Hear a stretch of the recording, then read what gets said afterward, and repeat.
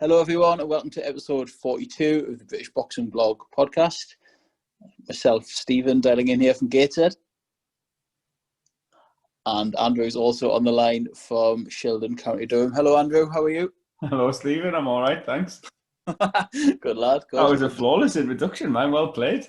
No, there was a bit of a slight pause when I said Andrew's also on the line because I didn't know if you were going to come in or not. I know, I was waiting to see if you would. But yeah, I'm here as well anyway. I don't know why I gave you a specific location either, but anyway. If you ever sign, just drop me postcode and that in as well.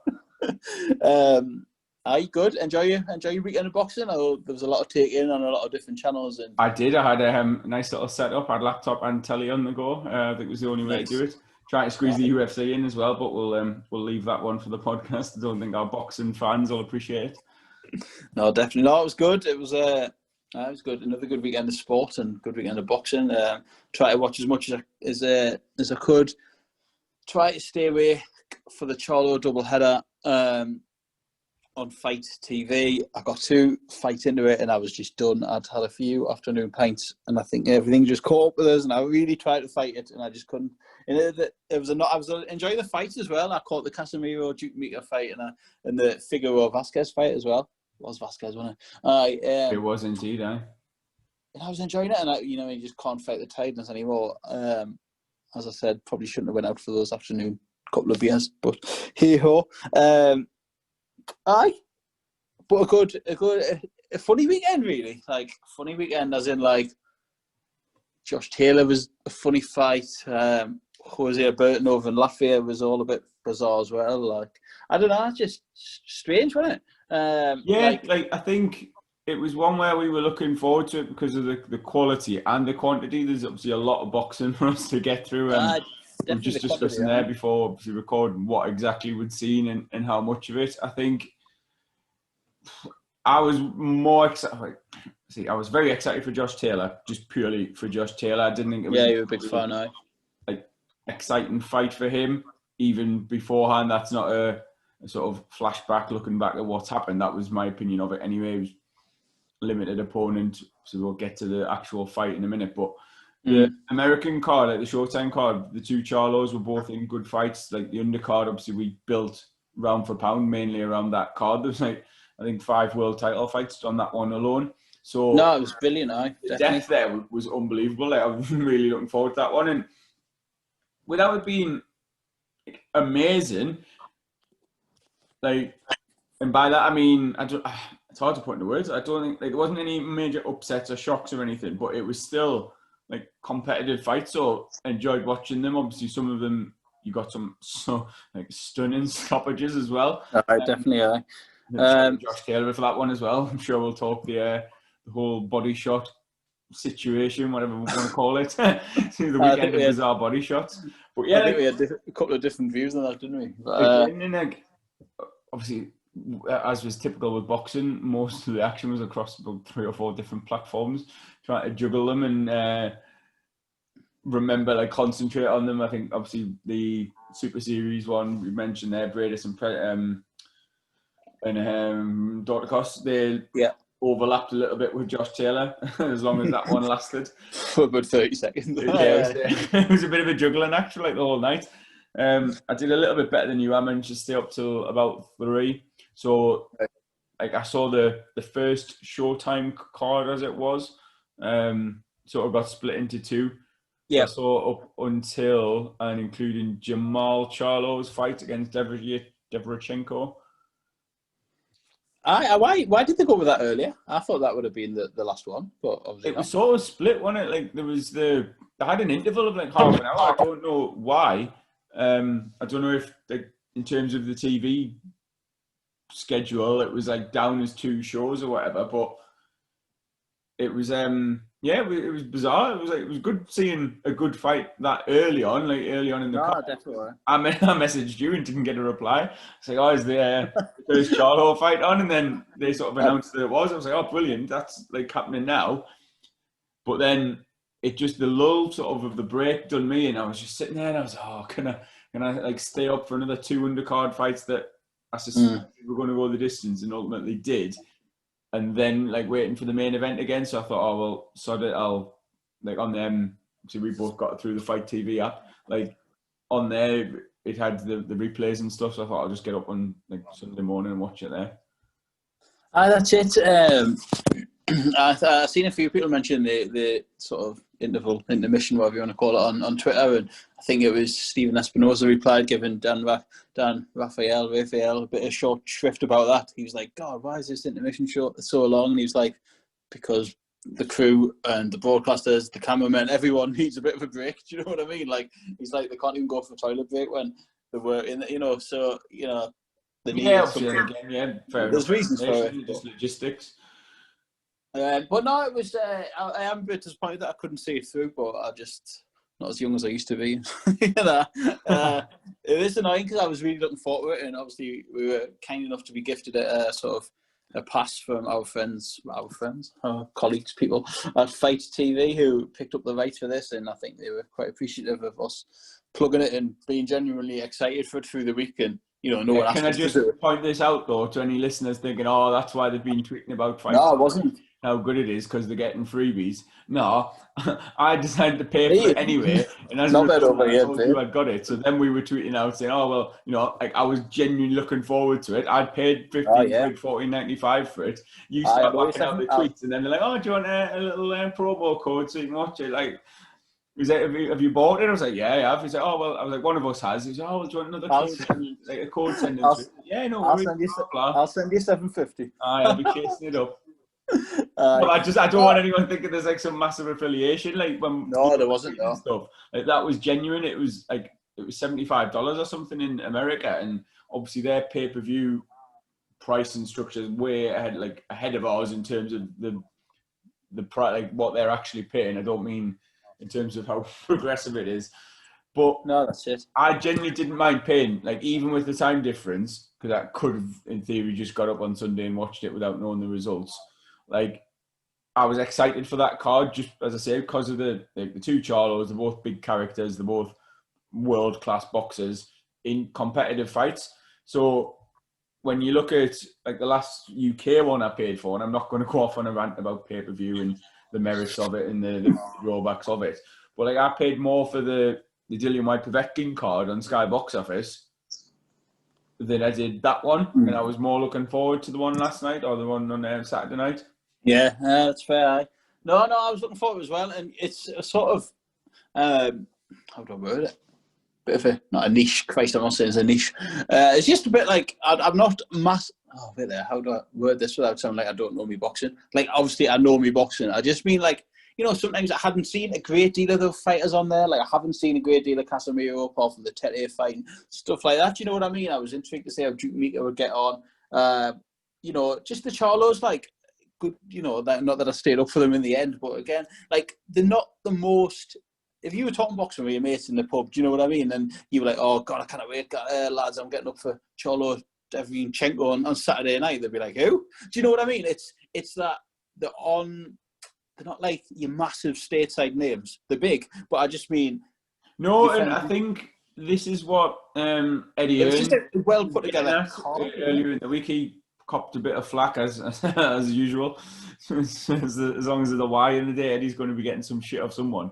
But he come out and he'd said about like it being a good card, like a solid Saturday night card, and I think it was Rob Tebbett on Boxing Social pulled him up on that and was sort of correct. Like, he said, no, like this is a way better card.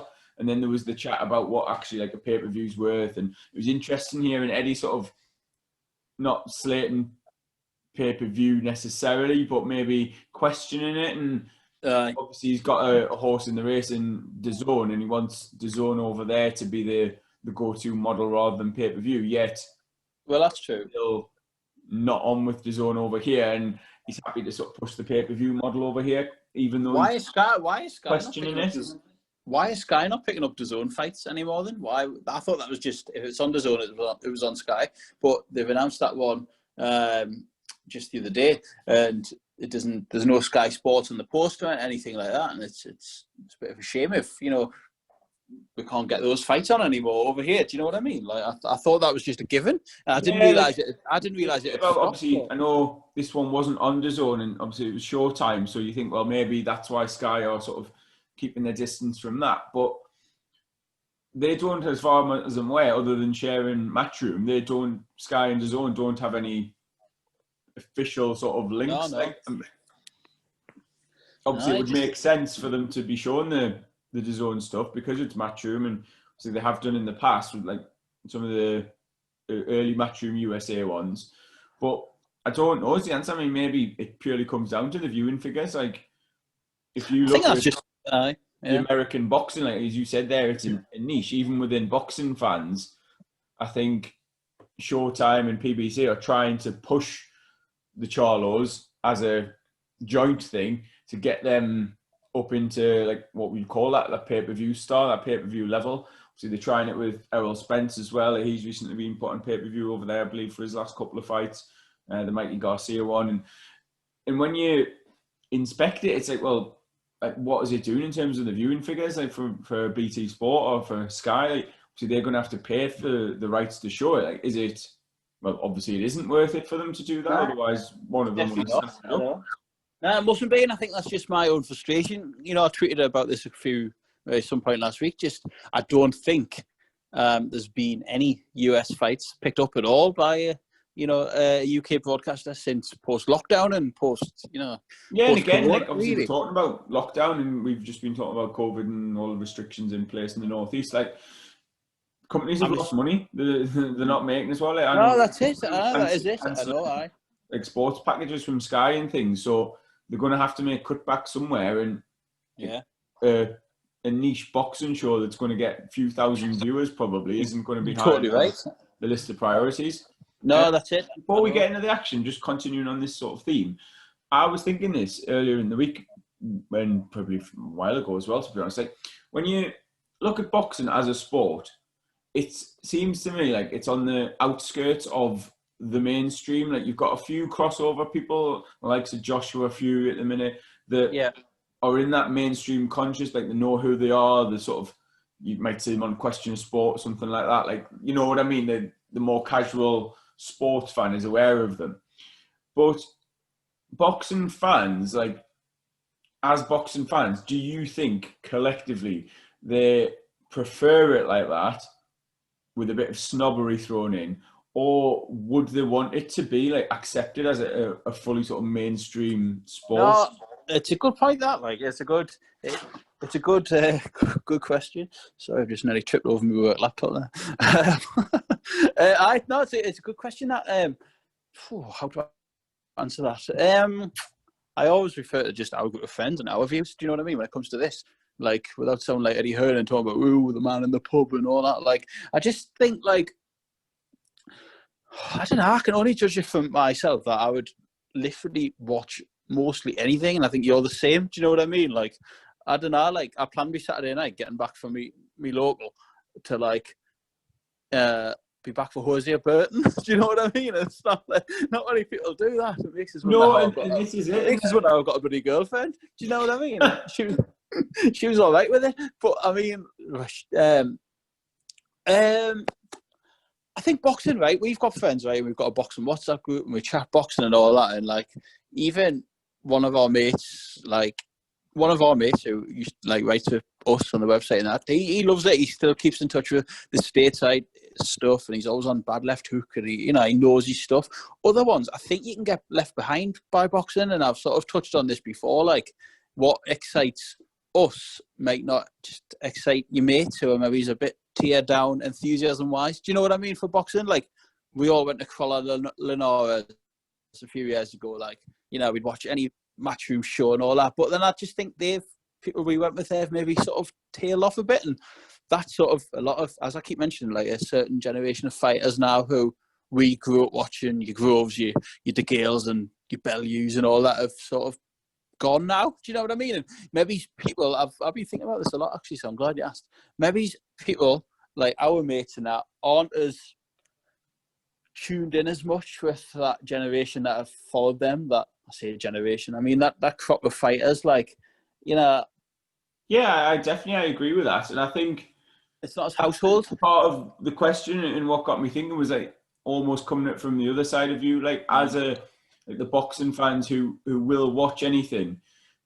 There seems to almost be a barriers up mentality when I dare say, more casual fans come into it, and there's almost an element of, oh well, who are these people that just follow Matchroom, or they just follow this fighter, that they don't really know the sport, they don't haven't done a sort of unofficial apprenticeship, they don't have that deep-found or deep-rooted, long-found respect for the sport and know how it works. Like as you say, we've got friends who say, oh, journeyman all over his record, he's shit, blah blah blah, without really understanding how it all works. And that's it.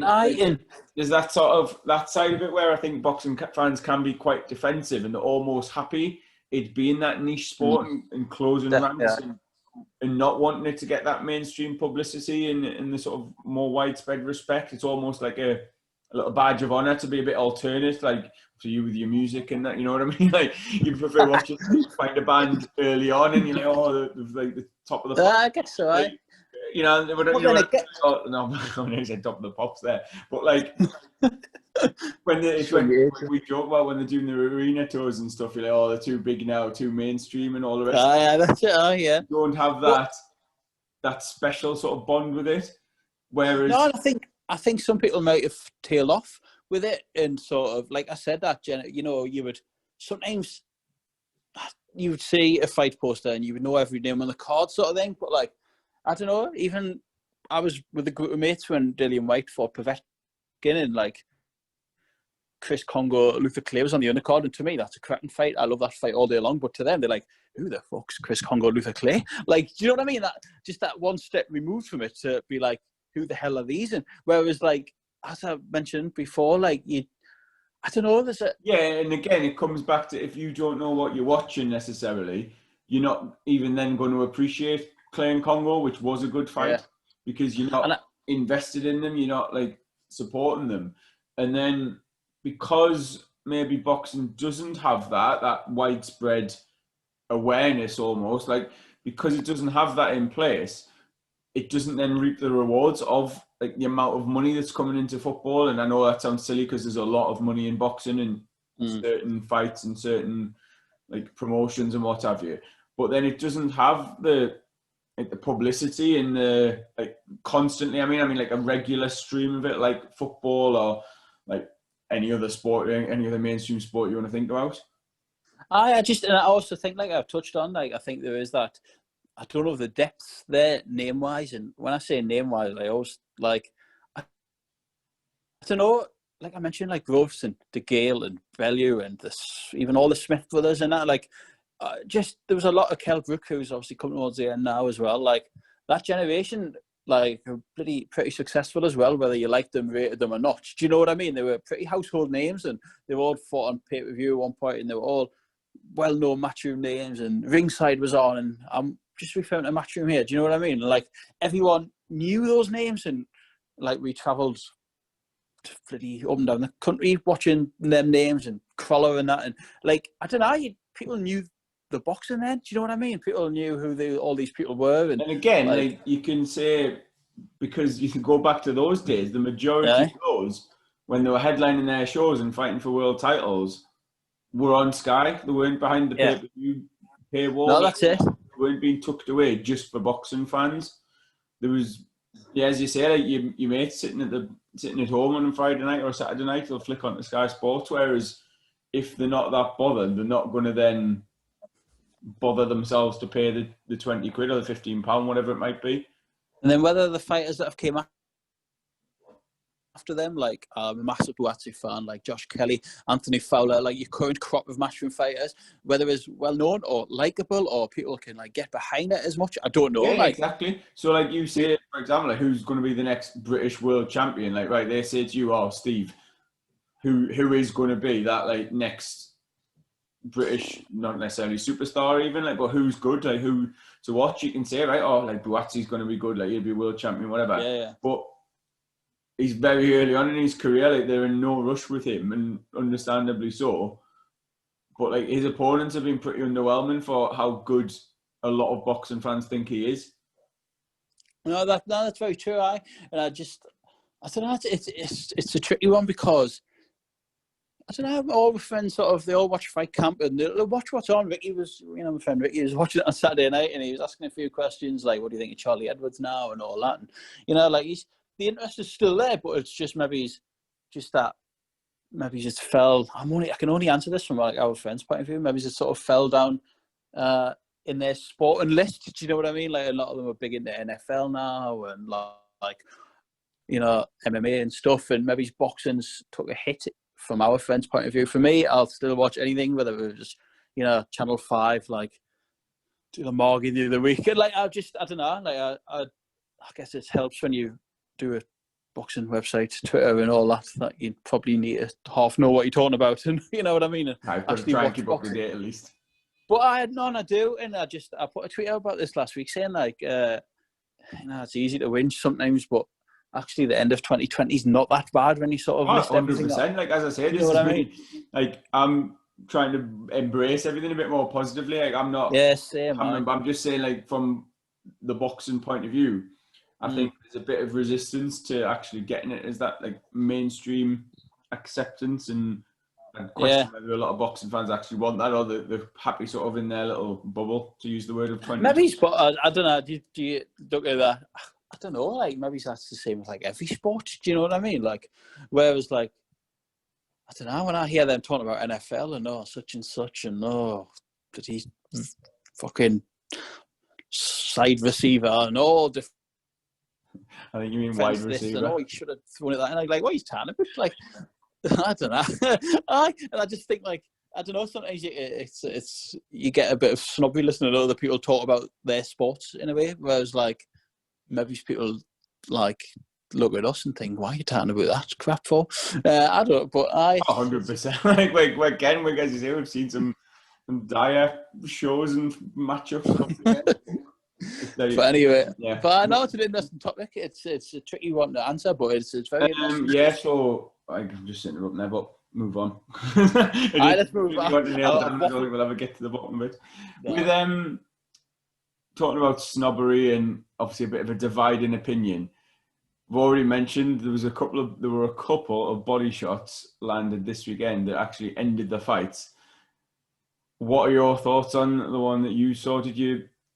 You were the one who put the tweet out that attracted all sorts of God knows what.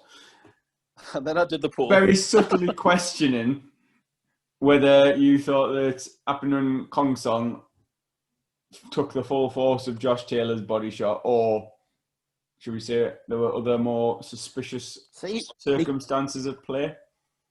My caveat for those tweets was that, like, Christ, I wouldn't like to be on the end of even the slightest of fucking feathers shot from Josh Taylor. Do you know what I mean? Like, he's a mid body puncher. He's a brutal body puncher, and he always has been. I just hadn't seen anything like it for a long time, and it was just all a bit weird. And then, like, I've never seen someone stay down for that long for something that looked pretty innocuous. Do you know what I mean? It didn't look like a proper Golovkin, nailed and body shot type of punch, or even Ricky Hatton right into the body, or like stuff like that. Do you know what I mean? It looked just, I don't know, I've watched it back so many times, and like I can obviously see, I've seen it straight away, the bit where he caught him, and I knew what shot it was that I'd put him down, but I don't know, just the reaction was all very dramatic, and it didn't look like that shot could have caused that. And like, I've seen a few people on Twitter saying, he's took, and I thought, that's weird, that. And obviously I put that poll out, and I'm sure there's only 300 votes, which isn't that many really.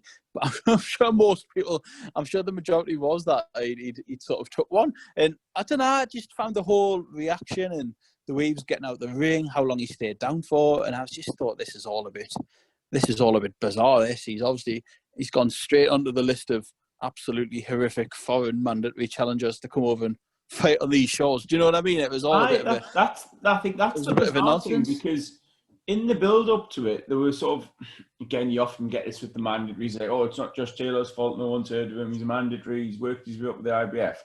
But like, I'd looked at the records beforehand, I'd looked a little bit at Kong Song just to sort of see if there's anything on there I recognised. And on paper, they both had 16 fights, 16 wins, so like, identical records, it's a good matchup. But then you look at the level and you think, right, okay, we know Josh Taylor's mixed it at a very high level. Like, for someone with only 16 fights, it's incredible. But Kong Song hadn't even fought that many people with a winning record. Like, it was literally about half of his record were losing fighters, and you think, okay, like that raises alarm bells, draws a few question marks already. But like, he'd stopped a few, like he'd stopped most of the 16, so you think, like, okay, so he's got power, and like he's maybe quite basic and stuff, but you think, okay, this could be like the Khan Bradis Prescott moment, like totally unknown, had power, but against who, you don't know, blah blah blah. And it's just, there was something about it, like, oh, actually it could be a potential banana skin. Like Taylor's first fight under his new trainer Ben Davison, so is he going to maybe be a bit more cautious, thinking about he's sort of being a bit more patient in his approach? And in the time it lasted, Taylor boxed really well. He was sort of timing Kong Song. Kong Song was basically seemed happy to sit and wait and try and counter Taylor. He was throwing the right hand, like with a bit of power, a bit of speed behind it, not really in any danger of landing. And then, as you say, just within one moment, blink of an eye, he's then absolutely KO'd on the floor, and you think, why is this guy being brought over? Like, how is he anywhere near Taylor's level? But and that's it. And then remained on the. Go on. Oh, go on. And then remained on the floor for so long. And yeah, I think that was the bit that sort of raised a few eyebrows. I mean, what I will say is, like, I'm definitely not going down the route of this is, the Paul Smith thing of if you've never boxed, you can't comment, because that's it. I know. Quite clearly you can, but it's very rare that I get to draw on my very limited amateur white collar experience. I mean amateur in the sense of as far from professional as possible here. Like, I've obviously done bits where you work in the pads and very sort of limited sparring against some amateur boxers, a couple of Thai lads as well, like Thai boxers, not necessarily from Thailand like Kong Song, but basically one of them was showing me was just like how damaging a body shot could be.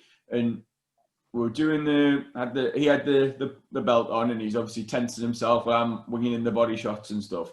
And then he was like, have you ever like taken one? I was like, no, like, obviously not. Like, the sparring's not full blooded by any means. So he said, all right, so you hold the pads for us and blah, blah, blah. So I was doing a bit with him. And I had the body belt on, like strapped on, big padded bit of kit. And he was like, right, like lift your arms up and like brace yourself and watch the shots coming. And he was hitting them in, not like nowhere near full force, but he's hitting them. And I'm like, all right, I'm taking it. It isn't too bad. And then he was like, right, going to basically like the shots you don't see coming are the ones that do the most damage, practical display. He then just sort of feinted to a jab, which brought my eyes to his hand right in front of my face. And then quickly, with nowhere near as much power as the previous ones that I'd been taking, just then tapped me on like the right side of my body with his left hand. And I'm not joking, I nearly cried. Honestly? I stood like that feeling of just being winded, but with pain. And I was just like, it took all my energy just to stand there, a couple of little steps back, not to just go down holding my side. It was incredible. So like, if he's done that and been punched at the same power that he was, I'd have been on the floor rolling around. I've got zero doubt. It was incredible, just because.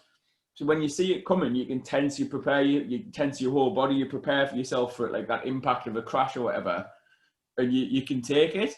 But because he then thrown me, my eyes, my concentration, my hands going up a little bit more to protect my face, and then just a quick little tap, it was incredible, because we, like that right side where your liver is, all that, the organs they talk about, like, just wasn't prepared for that impact. And I think it's like your liver basically is one of the things that, like, it shuts down if it feels contact or whatever. That's one of its defense mechanisms, which is one of the reasons that left hook to the body is such a devastating shot. And if you watch it, Kong Song's like mid sort of, he's thrown and then they sort of like tie up a little bit. And as they're pushing off, Kong Song goes to throw that right hand. So he's thinking, I'm getting a little one in here. He's not thinking of anything coming back. And then even with, what was it, like a couple of inches, sort of little... Oh, it was so short. Looked like a little short little prod to the body, but just like almost like in the football sense, like no backlift. He's not pulling his arm back at all. It was just stick it straight in. But it was weird hearing Taylor talk about it in his post-fight interview. Cause Yeah, I like, was just going to get to that. I know you mentioned it he in was the tweet. like, oh, yeah, I knew it was a good one. I really put my hand in. He says, I wanted to get my fist right to hit his back sort of thing and go right through his, like, and all that. He's like, yeah, I knew it was a good shot and all that. I was like, it just didn't look like that type of shot that he was describing. And, like, I'm not doubting his words. I just mean, like, maybe it was just bang on. Maybe he's caught him straight on the rib or broke his rib. Again, I don't know if there's been any words what Taylor since also about said was a little bit what I've just mentioned there. Like, he said that from what they'd studied, every time there was a little break in the action and they were tied up, Kong Tong would look to throw on the break, almost like sort of bending the rules a little bit and looking to land his shot like that. So again, that ties in. And if he knew that was coming, he's then dipped and stuck that one in on his body like insanely quickly. It was, like, as I said earlier, blink of an eye. I think I've got no reason to believe that shot wasn't legit and like that would have finished the fight. But then it's almost the theatrics because if nothing's been broken, if there's no serious damage to the ribs or whatever. Has there been any update on his condition? I haven't heard anything, but like, if there's not, then again, like that rings with my very limited experience of it. Like I was saying, the agony I described in that before, within 10 seconds, absolutely fine. Thinking, what's the, you know what I mean? Like, what was the problem? Which is why so often you see the guys drop from a body shot, writhing around on the floor, or they're just sort of looking there totally dejected. The count comes, 5 seconds later, they're up on their feet, and you think, well, what was all the issue? What was the fuss all about? But maybe he just didn't have no reason to believe that it wasn't like an absolute crippling shot. Maybe he just didn't have the conditioning or anything. You know, I don't know. Or maybe it was just bang on. That was my maybe I'm just being a total cynic and just thinking there's more to me. But then again, what does he have to gain from that? Taking his world title shot, his massive money shot, like his 22 to 1 odds on the stoppage in round one. Well, that's it. Unless a load of bloody Thai syndicates and gangsters and villains from Thailand have got money on hit Kong Song, chucking it in the first round, then that's the only thing you can think of, isn't it? If not, then what? Yeah, and again, not to cast aspersions on anyone involved in that particular fight. We'll never know, really. That's nothing that would surprise you about boxing and the sort of the dirty side. No, I wouldn't know. But it was just interesting. Did you see Jermall Charlo and his fight in similar fashion, shall we say? I haven't seen Jermall. I haven't seen any of the Charlos yet. Oh, brilliant! Because I've got loads to say on them. I'll talk you through. Go on, hit me with them. We'll keep it. Jermall, swift. The super welterweight, I should say.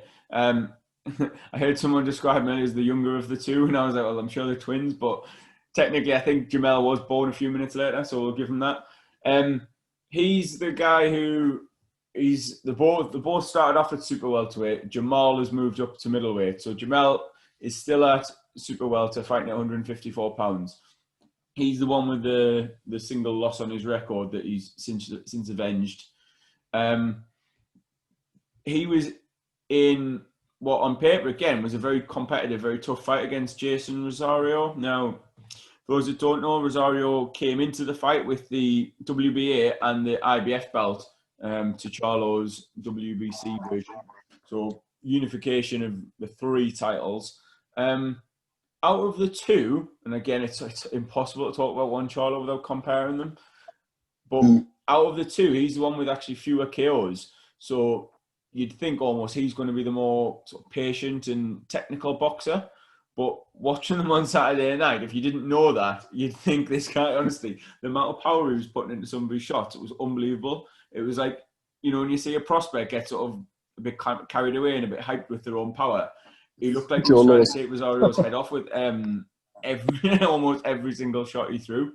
Aye. But then obviously by the 8th round, he did take him out. So well, that's it. That's some method behind the madness. I think saying it's easy to say he's getting seduced with his power, but he had Rosario down in the first round, and I think from then on he was sort of like, right, I'm going to take this guy out.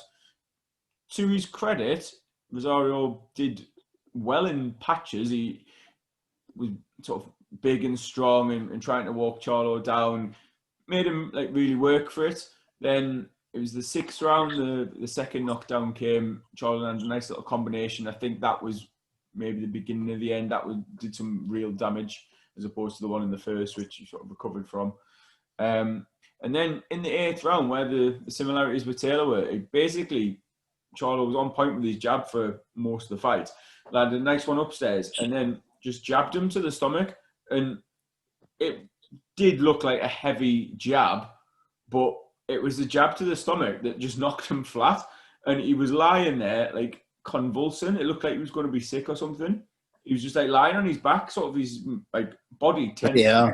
It was bizarre to see. Like, again, just what you were saying with the Taylor Cogson one, like, there's been question marks over that. And I was like, again, it's that, I think you've just got to give the benefit of the doubt that shot landed absolutely spot on, like exactly where it was meant to. And like, again, just got counted out. He was sort of up a bit quicker and a bit more lively than Kong was. But again, it was that maybe now by the 8th round, you can put a bit of fatigue in. You talk about conditioning there. You can put a bit of that in. Like, he'd been in a very hard fight. He was trailing on all 3 cards, Rosario. So, like, you know, he'd been made to work to get to that point. The knockdown in the 6th maybe took a bit of the fight out of him as well. And then it was just like the finishing touch. But honestly, if you get a chance to see it, like, lovely straight shot, just stuck it in. And, like, man, that was all she wrote for that one.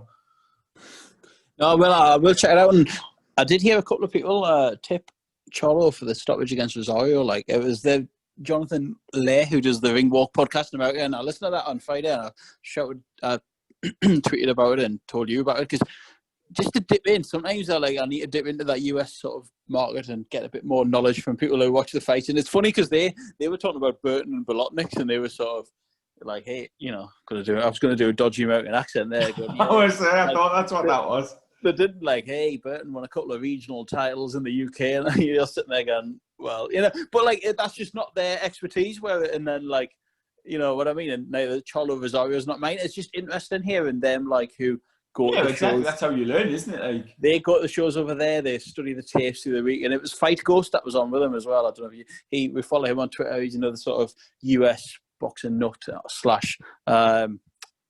what's the word? Better, basically. Loves it. You know, like, they're quite big on the bets, these two, and they were both doing a joint show and stuff, and it was good. It was good listening to that in the build-up, and that's what got us really sort of hyped, and you know what I mean? And they could name, like, obviously all their, you know, like, I knew Rosario beat Williams and stuff, do you know what I mean, coming into it in that. But then, like, even going into, like, Figueroa, Vasquez, and it's just good to listen to sort of just give you that bit more knowledge, do you know what I mean? Whereas, like, you know, me anyway, sort of know more about the British scene than I do the US scene. So they did tip that, so shout out to them. They did tip the stoppage, like, which I thought was, they got a few calls right on Saturday. Not all of them, like, but a lot of the tips did come in. I went with Charlo stoppage for round for pound. Like, I was out of the round I went 5 and 6, and he. I can't remember what I did now. When he dropped him in the 6th, I was up. I thought, oh, okay, I've got this. I bet you were. Yeah, like, again, like, I wasn't necessarily that podcast, but I'd seen a few of them on Twitter and stuff, and saying, like, you know, Rosario had been stopped before, he'd been hurt before, so, like, Charlo does carry good power. There's the chance of it. And I thought, oh, yeah, actually, I'm gonna go with that one. And then, to be fair, like, I think with that win, he's taken 3 or 4 belts, so he's got a legit claim to be saying, like, yeah, you know, the man, the number 1 in the division. But it's such a competitive division. There are other fighters in there, and he's beat probably 2 of the. Oh, it's a good division. The top 10, like, he beat Austin Trout as well, actually, recently. Like, I said, the last couple of years. So, like, he's been in these competitive fights where he's had to fight the guys around him, and it obviously helps when they're all on the same promotional platform, they're all on Showtime, makes it easier to make the fights. But, like, he's lost one, as I say, he lost that and avenged his defeat against Tony Harrison. Somewhat controversial loss the first time, if you listen to him. I didn't actually see that fight, so I don't know. But, like, it just shows this. Yeah, he's in a good position now, a very strong position, and rightfully claimed to be, like, the champion. He claimed the Ring Magazine title with that win. Yeah. But if you put him in next against, like, Jarrett Hurd, for example, like, Lara's still kicking about that division. Even the trilogy fight with Harrison at some point. Williams, who Rosario beat, just because Rosario beat him doesn't mean he wouldn't be a good fight. No, yeah. Just pair them off and put them in, and there's a chance that someone could emerge as like top of that division with 3 or 4 losses on the record if they continually get matched against each other. That's good though. That's like a throwback. It's absolutely fantastic. It's what you want to see, and I think going way back to when like Vlad and Vitaly Klitschko were sort of dominating the heavyweight scene, people get bored with having just one champion like in control of that division. And yeah, it's impressive, and you've got to respect someone who is that good, that they're so far above their competition. But there's just something amazing, like refreshing about the fact that they could all beat each other. And I mean, cruiserweight obviously been fantastic for that recently, like with the Super Series, the previous installment, and like this one, which we'll talk about. But yeah, like the future of 154 for the next year or two is like phenomenal, as long as they all manage to keep making weight and hang around there. That's like a throwback up to like the 80s and that, you know what I mean? Where everyone had losses on the record, but they were still just all fought each other, and like, do you know what I mean? Like, good on them. Like, that's the way it should be as well. No one really cares about a loss. You know what I mean? Like, yeah, exactly. That's exactly it. And like, just get in there and fight each other. There's always the conversations in there, like boxing or the UFC. But I've said this like many times, like UFC isn't the sport. The sport is mixed martial arts, like MMA. Yeah. But UFC just happens to have a lot of the big name fighters and who are considered the best. So like, it's almost like Showtime for that weight division have that luxury that they can say, right, well, actually, you want your big purse, you've got to fight this guy or you've got to fight this one. Whereas when it's sort of the best fighters are split, so you go one weight class further down, and you've got all of the, again, like a lot of PBC fighters, a lot of these Showtime ones on one side, they've fought each other, like Porter, Garcia, Thurman, Spencer's fighting Garcia next, he's fought Porter. Like, they're in that mix, and you think, oh, I can make some great fights. But then when you've got someone as good as Terence Crawford sitting on the other side, it's like, right, okay, it's like if the UFC had all of the good fighters, but there's one genuinely world-class guy that you think is better fighting for Bellator or another promotion, it just muddies the waters a little bit. And like, I think that's where it can get a bit frustrating. No, absolutely, and then that's when good fights are made, but it's not always the best fights. Do you know what I mean? I like Spence Garcia, but it's not Spence Crawford. Do you know what I mean? Yeah, like, exactly. I don't mind Crawford Brook for a bit of British interest, even though I have obviously an idea what's going to happen there. Do you know what I mean? Like, I only don't mind it because it's Kell Brook. Christ, do you know? Like, and it's the name. Do you know what I mean? Like, yeah. I do think you battle him, but anyway. So I'm not massively interested in that one. Like, as a Brook. No, fan, I'm not. I really don't want to see that one. Nah, it's just that like interest of, you know. Yeah, exactly. It'll probably be the last time we ever see him in a ring. So if Crawford was fighting someone of a similar record and similar recent activity who was American, you'd have very little interest in it. Oh, no interest. I was just about to say that. No, I really wouldn't. No, bias to it.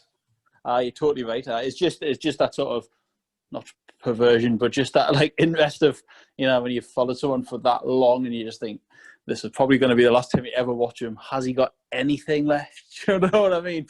And I very much doubt it. Like, I think he'll get folded. Like, I don't know. Just it's obviously he's cashing out with one last money fight, I guess there. But if indeed it does happen, but so I'd like you say there's fights, but you'd love to see Crawford Spence, but then again with this whole COVID thing and every other obstacle, you know, and this is one more obstacle in it, having no fans there, then. It's a tricky one, isn't it? And then moving up from Jermell to Jermall, I think a lot of people think Jermall's the better of the two. He's got more knockouts on his record. He's a 2-weight world champion.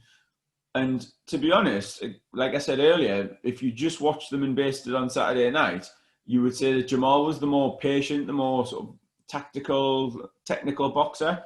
His jab was like phenomenal. I know we've obviously been big fans of like George Grove saying about his jab being one of the best in the business. Honestly, if you get a chance, watch Jermall Charlo like from Saturday night, but also like previous fights. It was straight from the off. He was doubling it up, which sounds such a basic thing, but I'm throwing those 2 jabs nice and hard, nice and quick. It just totally sort of set the tone. I think it allowed him to keep the range that he wanted, to box at the pace that he wanted for the most part. And this was the one fight on like all of Saturday that I sat and scored. And to be honest, there was a few people think, like, when you read a score on Twitter and you think, oh God, that got this way different to everyone else. But then like, it was bizarrely, the judges sort of came out with it like similar to mine, and it was like I had it like wide to Charlo. Like I thought, I gave maybe Derevchenko and maybe 3 rounds, 4. I think I gave him eventually, but one of those was sort of a generous one later on where I was like, Charlo's winning this comfortably. Like I can almost afford to give Derevchenko a round, but like he did all right. To be fair, again, it's. But he does. That's the thing. He does. Like his reputation's so high for someone that's lost like 3 times now, but obviously against Golovkin, which was close. Jacobs and now Charlo. Do you know what I mean? Like he's sort of going to turn into a gatekeeper, I guess. Do you know what I mean? Like anyone at that lower level, he'll give problems to, and he'll probably give him the good chance of beating them. But then people can give him problems. Like, do you know what I mean? As well. So that's what makes it entertaining fights for him. And do you know what I mean? Like you can get at him as well. You know. Yeah, 100%. And I think what I would say is he was quite basic for someone who's so highly regarded. Oh, excuse me. He's like Charlo did everything very, very well, but he didn't have to do that much. Like Derevchenko, he was marching forward, he was looking to get on the inside, and for the most part, Charlo, as I say, he's jabbing a bit of movement, firing in the backhand, was able to negate that and box quite comfortably. I think it's easier said than done. I don't know what else he could have done to get on the inside, and he had a bit of joy, I think, in the 5th round, maybe in the 6th as well. I can't remember which one it was off the top of my head, but one of those rounds was his best of the fight. It was the one that I thought, actually, he could be coming back into this. But Charlo just like reset himself, boxed. He was very composed, and I know he's 30 years old, but it was a very mature performance, considering he's someone that you think maybe he hasn't actually fought like too many at that higher level. He's always been a very strong favourite against most of his opponents. Like he's coming into this one off the back of, I think it was Brandon Adams and Dennis Hogan, like 2 fights you'd expect him to win and expect him to win comfortably. So this one you think, maybe this is a bit of a step up. It's a bit of a challenge. Like a lot of people were tipping this one as the upset. If there was going to be an upset, it was more likely to happen in this one, and it just didn't look like happening. I mean, as well as outboxing him and controlling him, he buzzed Derevchenko as well, which again, a lot of people saying, like, obviously, he caused Golovkin problems. He wasn't in that much bother against Golovkin at any point. And I think there were a couple of times Charlo thought he maybe was more hurt than he was, but you could still see that, like, the right hand coming through. It was a thing of beauty the way he was just throwing it in over the top, nice and straight, nice and short. And he sort of staggered him back. I mean, by the end, like, you can't judge a fight on the state of their faces and stuff, but by the end, Sergey's face was an absolute mess just from eating shots. Like both eyes cut, swollen. And then like Charlo looked essentially like he hadn't broken sweat, to be honest, at the end. But it was an example, and I tweeted this at the time, it was an example of a competitive fight. Charlo was made to work hard through like every minute of every round, but most of the rounds I gave to Charlo. So the scorecard looked really wide and probably didn't reflect the effort that Derevchenko had put in. But that's the way you score boxing. That's the way you score. Well, that's it. Yeah, absolutely. People were saying like one of the cards was 118, 110. I had it 117, 111. I'm trying to think. I can't remember if I gave Derevchenko that 4th round or not. Like the 4th for him. I mean, overall, I didn't write it down.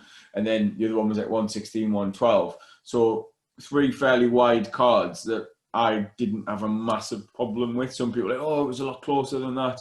Should have been 150. Like Charlo won, but it was closer. And it's like, well, like how close was it? Because I didn't see 5 rounds for Derevchenko at all. Like nowhere near.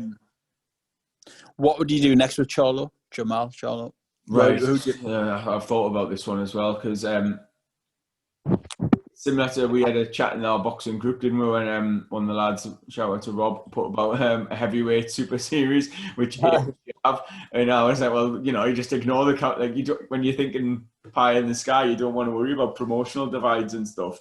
So I think like everything out of the window. Just if I could make a fight like Charlo Canelo, that would be the one. Like I think you've got probably 1 and 2 in the division there. I think the other one again. No promotional divide. Golovkin would be a fantastic step up. It would still be a step up for Charlo at this stage. Whether the 2020 or the 2021 vintage of Golovkin is the same fighter remains to be seen. If he is, then would you probably still favour Golovkin? If he's not, Charlo coming in, some good momentum. I think, like, I genuinely think he is that good. Like, he should be up there with those two, like, in terms of not in his achievements, not in his wins, but in terms of ability now. I think he'd pose problems for both of them. I think he wouldn't disgrace himself by any means. Then, good answer. Right. I mean, obviously, realistically, I've heard Chris Eubank Jr. being mentioned as a potential opponent. He's got some sort of deal with Showtime. Again, I think he needs a fight. I think that could be again a potentially interesting fight. Both got a good chin, both got a good engine on them. Like, Charlo would be a big favourite, and rightly so. I think he'd win with, if he stops Eubank Jr. A bit of a statement. Has he got nothing sorted, Eubank Jr.? Is there nothing in the works for him? He's going on my list of British fighters desperate for a fight. I've totally forgot about that he even existed. I was going to say, not that I'm aware of. I mean, his last win was Korobov, wasn't it? So, Jesus, that would have been probably late 2019, was it? Early 2020, maybe.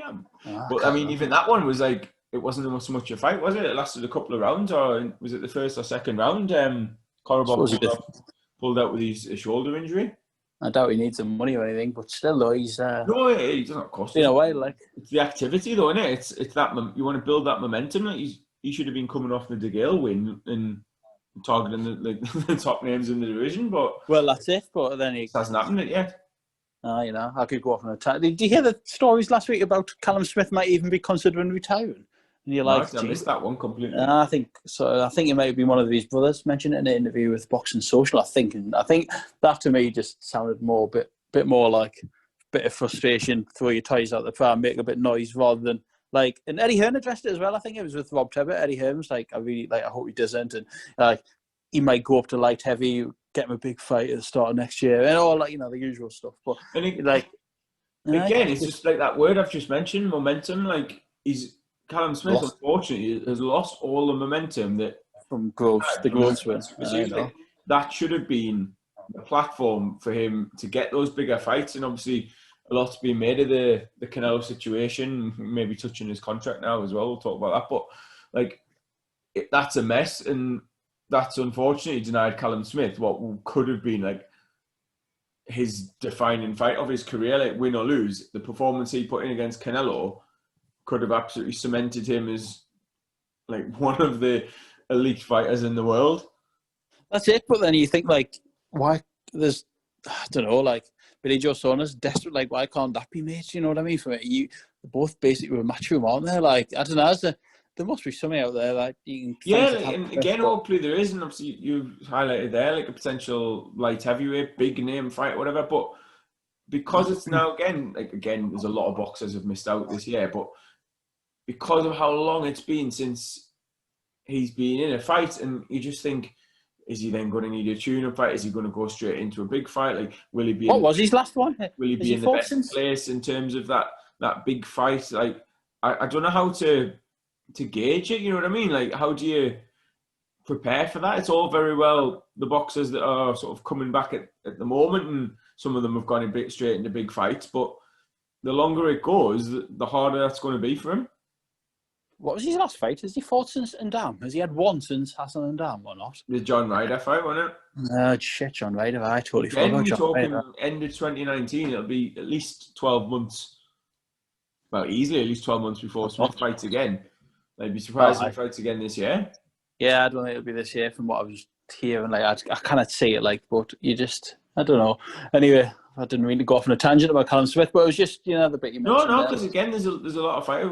We talked about it. So many fighters. Last week, like the amount of British fighters that are sort of missing out, and obviously, like Saunders and Smith, as you say, why can't they fight each other? But it's almost like going back to, I don't even know what year it was, but when sort of Manny Pacquiao and Mayweather were knocking about, and Khan was obviously famous for chasing the Mayweather fight, but yeah.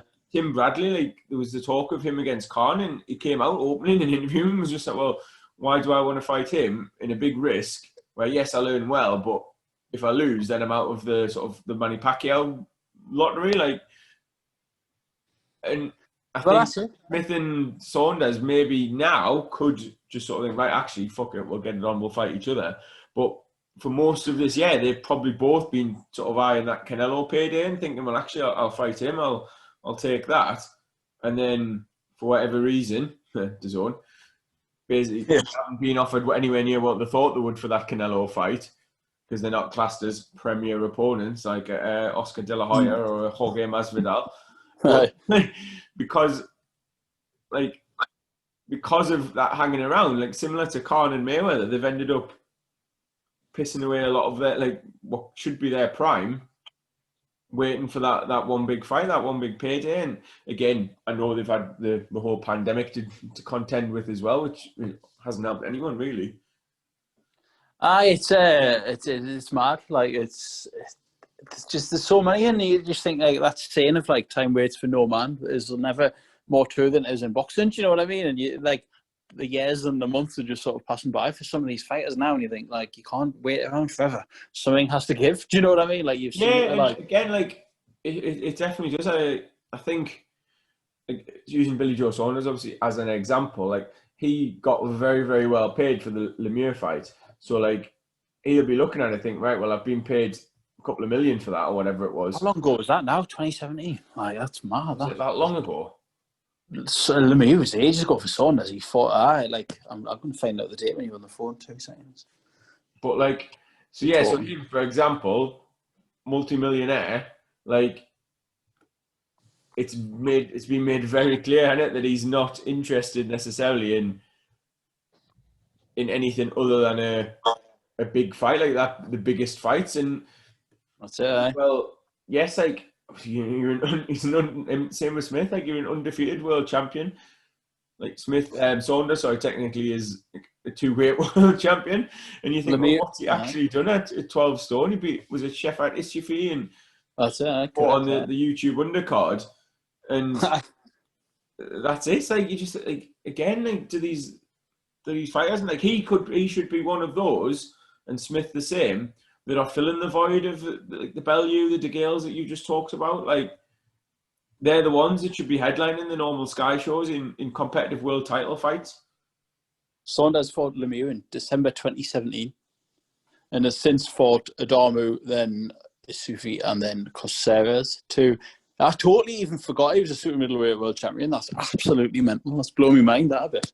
That's what I mean. He's there, like saying, like, obviously campaigning. It's a 12 stone at the super middleweight limit, and you just think he's a world champion. Like, why hasn't he had a?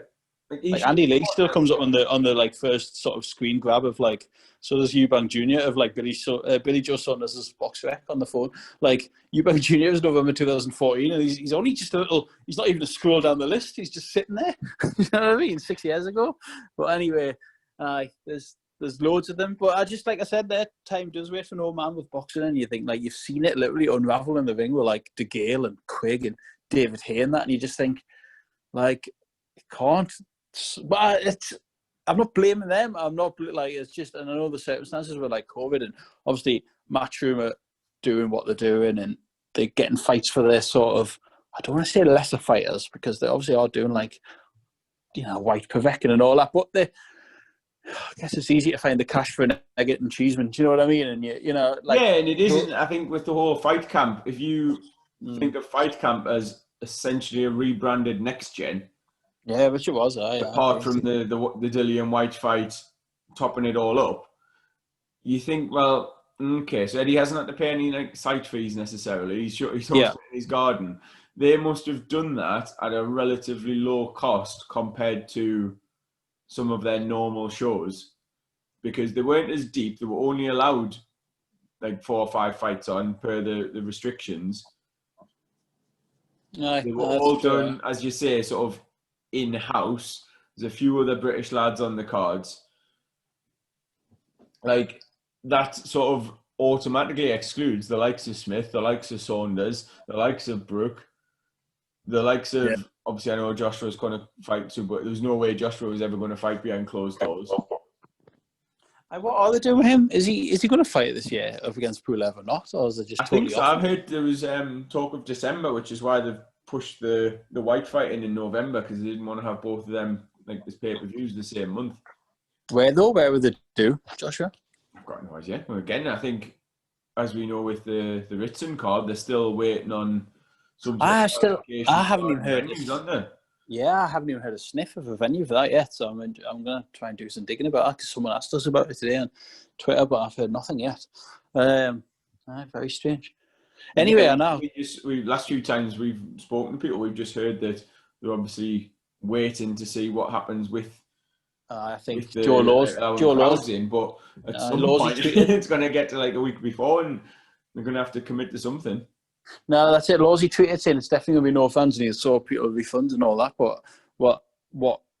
And don't think again, then what venue does that happen? Because that like it's still on Box Rec as the arena, which you can't see the sense in at all, can you? If there's not going to be fans in, will it even be up here? You know what I mean? Like, I guess logistically it's easier to do it up here with Ritson and Savannah and Lawsy and that. But you know what I mean? Like, will it yeah, but then at the same time, it doesn't really matter, does it? Like, Lawsy's abroad, Savannah's training down Manchester, Peter Fury. Here's a punt for you. Eagles Arena with no fans. Potentially, yeah. It's got the save a bit of cost and do up. It's got the black sort of backdrop in that to make it look good on the telly. Again, get some black curtains up elsewhere, like just a tour. But anyway, we've talked, and how long we've been on for here? I don't know. We don't want to time on this one on Zoom. I know. We don't want to bore people.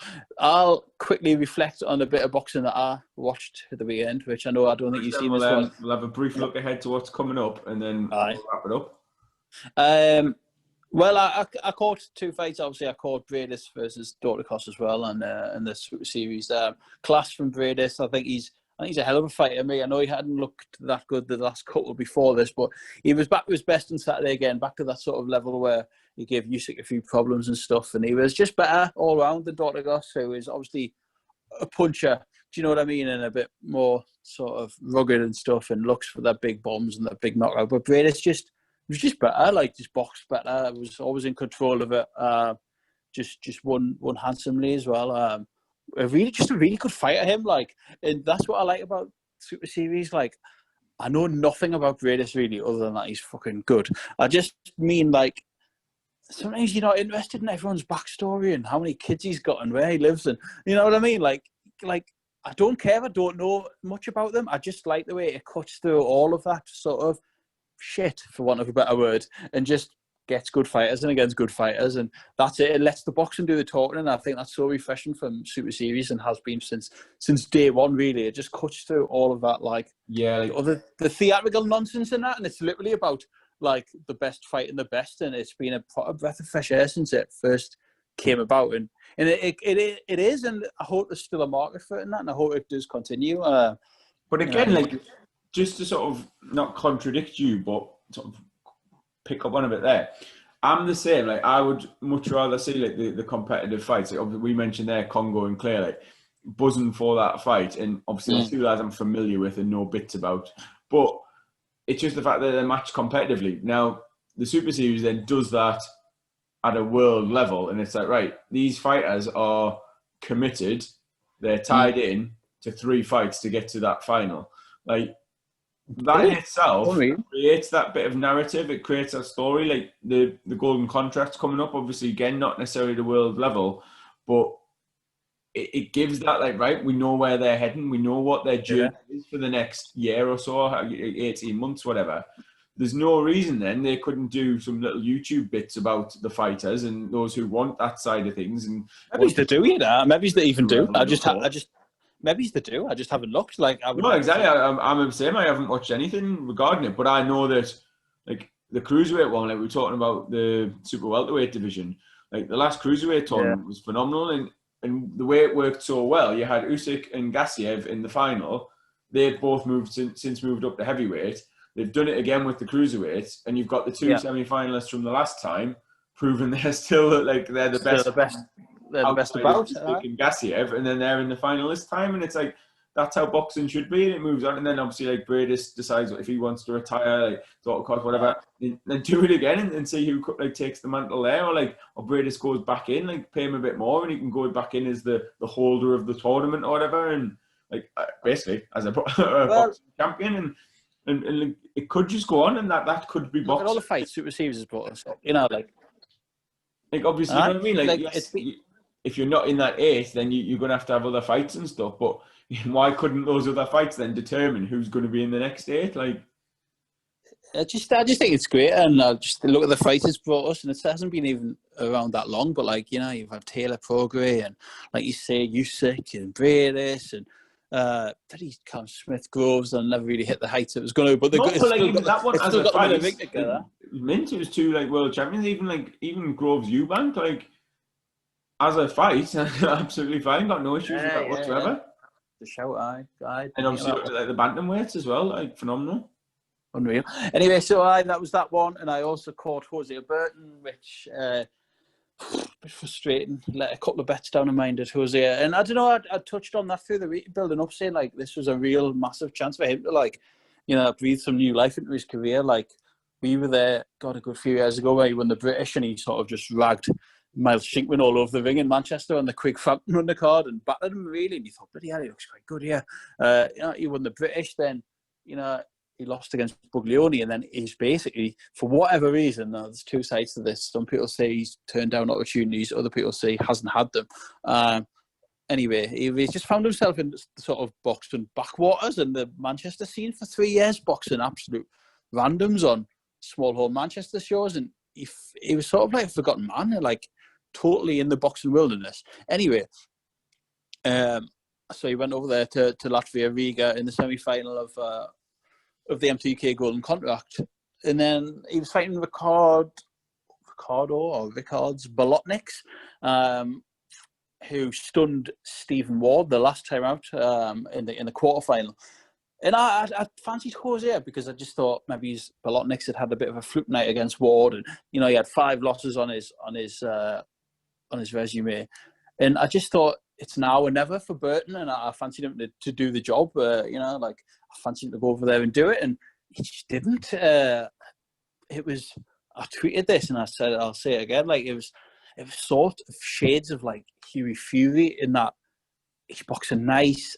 It's all nice. The jab's nice. The movement's nice, but is it enough? Like I really wanted him to see him like properly back Bolotniks up and like really demand control of the fight and take control of the fight and like assert himself on the fight. And I just don't think he did that at any point, really. He might have been, for some people, he was racking a few of the early rounds up just by boxing, which again, that should be enough. But I just wanted to see a bit more, especially being out in Riga in Latvia with a crowd there. Bolotniks could have sneezed and it would have been cheered. Do you know what I mean? Like I just don't think it was just too nice for him. And I thought, for a man that had his career on the line and he would have got into a final against either Liam Conroy or Serge Michel, he would have backed himself to win that. Do you know what I mean? I don't know, I just thought it was a real missed opportunity and it left a bit of a sour taste, and he just didn't perform well, and then he got caught, and Bolotniks, to his credit, never stopped coming forward, which he doesn't. Do you know what I mean? That's another decent name on his record now. And yeah. He's going at the final, which has made me sort of think God, you could have a Ricards Bolotniks and Serge Michel final here. And I'm not trying to preempt what MTK think, but I sort of don't think they would have probably fancied that at the start of the tournament. Maybe not what they had mapped out at the start of the tournament. Absolute foreign random final of the light heavyweights. Yeah, if Liam Conroy gets beat on Wednesday night, so that's something to keep an eye out as well. But it's just disappointing. No, a couple of points on what you've said. I think the Shades of Huey Fury one was brilliant because obviously Mick Hennessy referred to him as Shades of Ali when he lost the close decision. The Shades of Huey Fury did make me smile because I know watching I didn't watch the first couple of rounds. I tuned into this one a little bit later, but I understand exactly what you mean by that because it was very placid. It was nice boxing. He was sticking the jab out and tapping away and throwing a couple of straight shots, but all too often that's all he was doing. He was doing that, and then basically I think that text you saying giving the rounds away because he was just coasting back to the ropes and allowing Bolotniks to pile it on. And while he wasn't really landing everything he was throwing, the shots he did land were more eye-catching than anything. Yeah, absolutely. Anything Burton had done. And I think, again, I watched it and I gave a couple of rounds out of the ones I watched to Burton the first time, and then I rewatched the ones I missed, and I think I gave 1 or 2 of the early ones as well. So had him sort of 3 rounds overall, and there were a couple of closer ones in there, so he could have maybe made it a little closer. So I think in terms of the performance, I don't think it was justified in him the whitewash as it was on a couple of the scorecards. I had I think one of them had every round to Blotniks, which I didn't see, but ultimately it wasn't too far off. I think something it wasn't 98 to 98 points to Blotniks, and that wasn't a million miles away from what I had it. But it was interesting. There was a couple of people sort of obviously kicking off about the scorecards and stuff, and it's almost that thing when Paul Smith went to it, Abraham, he lost the fight, and that was the initial argument. No one was arguing with that, but they were a bit pissed off at the wide scorecards. And then over time, it was Paul Smith got the rematch because it was such a competitive fight. It was it wasn't really I don't think Burton, you've just said there, I don't think Burton could legitimately say he was robbed or it was a disgrace, because ultimately he didn't do enough to win anywhere near the majority of the rounds. I think I just feel a sense of frustration with him just because he's been away for that long. Like I said, it was I think he needed to win it, and you just think, well, where does he go from here? You may never see him again. You know what I mean? Yeah, exactly. I've got no idea where he can go from this now. And then what you were just talking about as well, though, with the potential of the final, will sort of sweep seamlessly onto Wednesday's action. Because obviously you've got O'Hara Davis against Tyrone McKenna, which almost seems to have been set in stone from the start of the final they wanted for the super lightweight tournament. No, that's it. I'm looking forward to Wednesday. There's some good fights on there. That being one of them, Davis McKenna. See, McKenna does get a lot of love on Twitter, and a lot of the Irish boxing accounts are really bigging him up for it. I'm not so sure myself. I think O'Hara at that level, I think was it Mohammed Mamoon McKenna fought, and he basically lost, and he 100% lost, and got the decision. I don't know, and I just think O'Hara at that level of domesticness, he obviously stepped up against Taylor and got battered. I just think O'Hara's quite good at that level, and he's quite heavy-handed and stuff. And I do fancy O'Hara to beat McKenna. But it's great. And like you say about the Super Series, it's a sort of not a scaled-down version. It's just a domestic version, basically. Yeah, that's it. It's not that's not said as a slight. It's what it is, and it's still definitely got its place. I love it as a concept.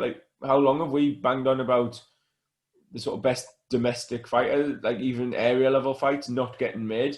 Whereas obviously if now MTK have got that platform to, as we've said many times, bridge the gap between the small hall scene and the sort of big TV shows, the arena shows, perfect platform for it. And then, you're looking at the card there, there's, as you said, you've got sort of Liam Conroy, Serge Michel in, is that a quarterfinal of theirs? Here's a tip. Get on. No, it's the semi. It's the other fight. And then you've got the other 2 finals, Ryan Walsh, Jazza Dickens, O'Hara Davis, McKenna. They're all as close to 50-50 fights as you can get. I think that's a cracking fight. Ryan Walsh, Jazza Dickens. I kind of call that a one bit. I thought Jazza Dickens was fantastic last time out against Lee Wood. Ryan Walsh has just been more than solid at this level for years. Do you know what I mean? And that's it. It might come down to what Ryan Walsh has got left at his age. I don't know. I think that's a hell of a fight. The bookies can't call it, and I think it could be Jazza's in some good fights, isn't he? We've seen him up here before against the Wards and stuff, and good fighter. That's a really cracking fight, I think. Liam Conroy, like I mentioned earlier, I hope he wins a semi-final. He's someone that we watched many moons ago as a fledgling prospect down at Manchester, wasn't it? Down Preston and stuff. Yeah. So there's that. I just think I'm looking forward to it a lot. It'd be a good night of boxing. On the no, I think it's on Sky Sports actually Wednesday. I don't think it's on IFL. I think it's actually on normal real life telly. So novelty. I look forward to them. I just think they're quite refreshing, and MTK have stepped up again after the lockdown for their version of little small hall / scaled down arena show. I know they're in studios, but the fights are there. Do you know what I mean? They've put some cracking fights on since they came back for titles as well on the line. So big up to that. Definitely excited for it. Nice one. Shall we call it a night? And then just a quick one. You've got Sunday boxing, which I can't really remember the last time there's been any Sunday boxing. It's funny because I was talking to you and the lads in a group last night saying, like, you watch that much sport on a weekend, and then West Ham Wolves was on the telly last night, and I was like, I can't be arsed with this. Like, I can't. I know. I just need to watch some normal telly. It's crazy, isn't it, when you think, like, Sunday match. Aye. Like, honestly, this weekend, the boxing there's the football. Like, me and my wife watch the F1 and the MotoGP as well. It's such a hard weekend of sport. And then by the time that's 7 o'clock, I just needed to watch some, like, normal terrestrial telly. Anyway, so that leads us on to, like, Matchroom have went for the Sunday night watch. Sunday the 4th, yeah. So you got Buatsi against. Well, I think Buatsi will win, obviously, but Buatsi's on there. I think there's John Harden against Dofia, English title fight. Yeah, I'm really looking forward to that one. Yeah, that's a good fight. So I think Chantal Cameron's got a big fight on there, world title fight. Sunday, let's see how Sunday boxing goes down with the public and with everyone on Twitter. And I think it's something different, you know what I mean? Like, it was sort of like, Fight Camp being on the Fridays, and the Next Gens used to be on the Fridays, and the Matchroom Italy shows used to be sometimes midweek, and it was all a bit of a novelty, something different. And I think looking forward to see how they do on Sunday night. So there's that as well. But that's it. Another week of boxing. So yeah, we'll have a little catch up after that one and see what. We will. We'll speak early next week. Nice one. Cheers. Thank you very much. Thanks again. Enjoyed it. I'll speak to you soon, Andrew. Cheers. Thank you. Bye. Bye, man.